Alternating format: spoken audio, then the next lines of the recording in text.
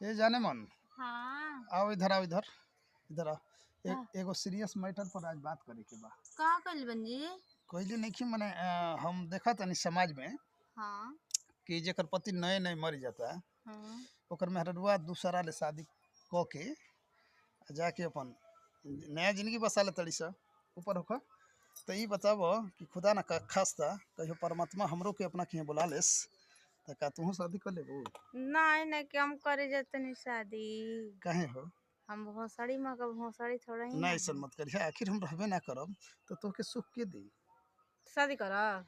उहे तो तुझसे हम जानना चाहते नहीं। ना करब। नहीं, हम कैसे हम मान ले कि तू ना करबू? हम मानत है कि शादी ना करी जाला दूसरा। कुछ हमरा के ऐसा ठोस बताओ कि जिससे हमके ई हो जाओ कि सच का ना करबू। ना करब। राम से कही के तेरे राम, कहाव हाँ राम से सुख ना तो गुलाम से सुख गुलाम मिले। से सुख नहीं बिल्कुल बिल्कुल, करब। हमार धन मत करिया।